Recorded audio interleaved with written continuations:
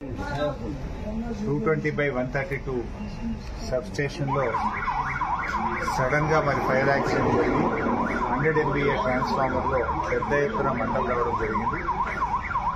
మాకు తెలిసిన సమాచారం మేరకు సాయంత్రం 6:20 సమయంలో కారణాలు ఏదైనా కూడా 100 MVA ట్రాన్స్ఫార్మర్ లో పెద్ద ఎత్తున మంటలు చెలరేగడంతో విద్యుత్ సరఫరా అంతా నిలిపివేయడం జరిగింది.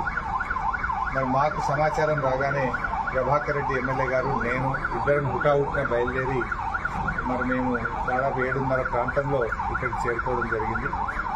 మేము వస్తూ మా సిద్దిపేట ఫైర్ ఇంజన్తో పాటు అటు గజ్వేలు, హుస్నాబాదు, దుబ్బాక ఫైర్ ఇంజన్స్ కూడా అలర్ట్ చేసి మరి 4 ఫైర్ ఇంజన్లను ఇక్కడికి చేరుకునే విధంగా ప్రయత్నం చేసి మరి ఆ 4 ఫైర్ ఇంజన్లు రావడం వల్ల దాదాపు 9:30-10 ప్రాంతంలో మరి మంటలు ఆర్పడం జరిగింది. ఇప్పుడిప్పుడే మంటలు కూడా కంట్రోల్లోకి వచ్చాయి.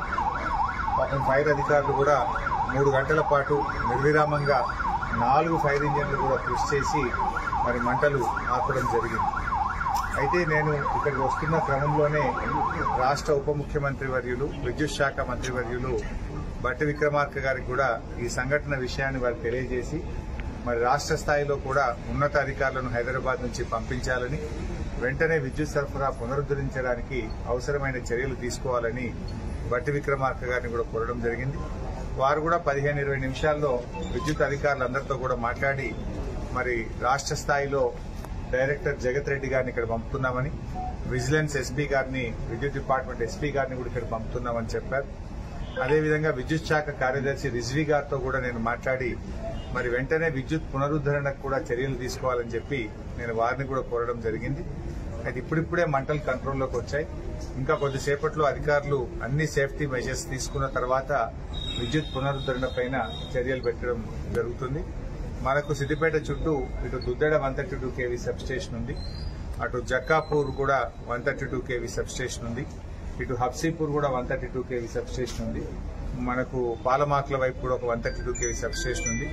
మరి ఈ టౌన్ కు ఈ 3-4 132 kV సబ్స్టేషన్ నుంచి విద్యుత్ సరఫరా పునరుద్దరించడానికి మరి యుద్ధ ప్రాతిపదికన అటు విద్యుత్ అధికారులు కూడా కృషి చేస్తా ఉన్నారు. మరి అదృష్టం ఏంటంటే ఒక మేజర్ ఫైర్ యాక్సిడెంట్ తప్పిందని అనుకోవచ్చు. నిజానికి చాలా ఆందోళనకు గురయ్యాం. ఎందుకంటే ఇప్పుడు మంటలు వచ్చింది ఒక 100 MVA ట్రాన్స్ఫార్మర్లోనే వచ్చింది. ఆ పక్కన ఇంకొక 100 MVA ఉంది, ఇటు పక్కన ఇంకొక 132/33 kV సబ్స్టేషన్ ఉంది.